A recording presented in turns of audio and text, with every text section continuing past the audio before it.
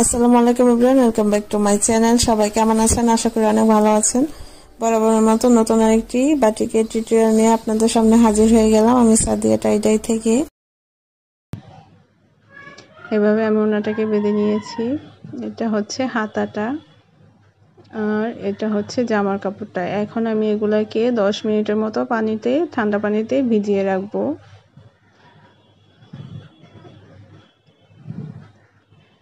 এখন এখানে একটা বলে আমি হচ্ছে হাইড্রোস 1 তোলা, কস্টিস 1 তোলা আর হচ্ছে অরেঞ্জ কালারটা নিয়ে নিব 1 তোলা পরিমাণের। আমি সবগুলো মেডিসিনই কিন্তু 1 তোলা করে নিয়ে নিচ্ছি।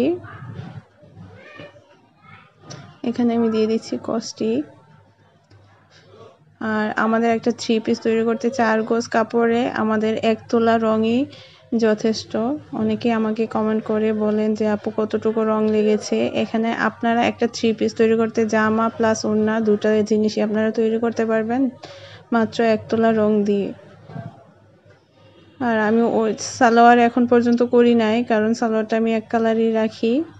আপনারা চাইলে যেভাবে জামাটা বাঁধেন এভাবে একটু ডিজাইন করে সালোয়ারটাও বেঁধে নিতে পারেন। আর আমি আশা করি চেষ্টা করব অন্য এক ভিডিওতে সালোয়ার বাঁধার নিয়মটাও দেখানোর।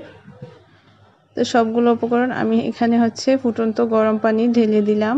আর 1 তোলা রঙে কিন্তু 1 কেজির মতো পানি লাগে, 1 কেজির বেশি পানি দেওয়া যায় না। তা আমি অল্প একটু পানি দিয়ে প্রথমে রংটাকে খুব ভালো করে মিশিয়ে নিচ্ছি, যেন কোনো দলা না থাকে। রংটাকে কিন্তু ভালোভাবে মিশিয়ে নিতে হবে।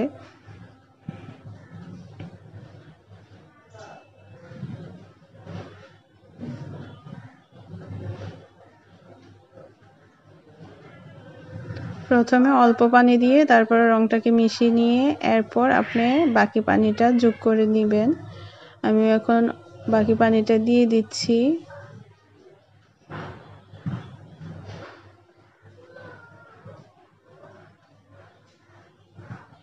দিয়ে এখন আমি সম্পূর্ণ পানিটা আবারও ভালো করে নেড়ে নিব, যেন রংটা পুরোপুরিভাবে ভালোভাবে মিশে যায় পানির সাথে। তো আমার রংটা মিশানো হয়ে গিয়েছে। এখন আমি কাপড়গুলাকে এর মাঝে দিয়ে দিব, সবগুলা কাপড়।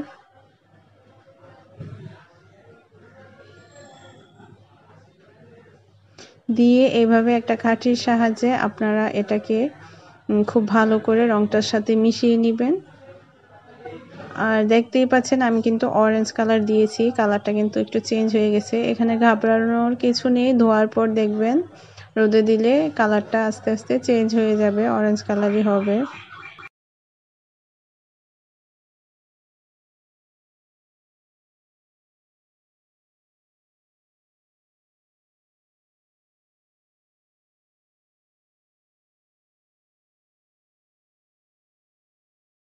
তো এইভাবে করে আমি কাপড়টাকে 10 মিনিটের জন্য রেখে দিব রঙের মাঝে। 10 মিনিট পর আমি কাপড়টাকে হচ্ছে ধুয়ে নিব। ধুয়ে নিতে হবে, 2-3টা ধোয়া দিতে হবে, তা না হলে রং থাকবে গায়ে। আর রং যদি থাকে তাহলে ডিজাইন করা জায়গাগুলোতে রঙের কালার চলে আসতে পারে বা রংটা লেগে যেতে পারে। এই জন্য 2-3টা ধোয়া দিয়ে নেবেন।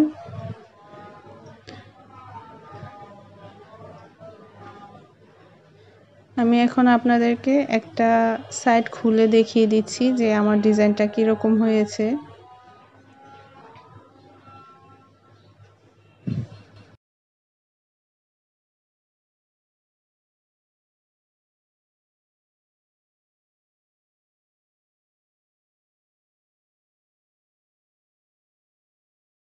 আমার ডিজাইনটা দেখুন এরকম হয়েছে। তো আমি ধোয়ার পর রোদে দেওয়ার পর কিন্তু কালারটা আরও চেঞ্জ হবে।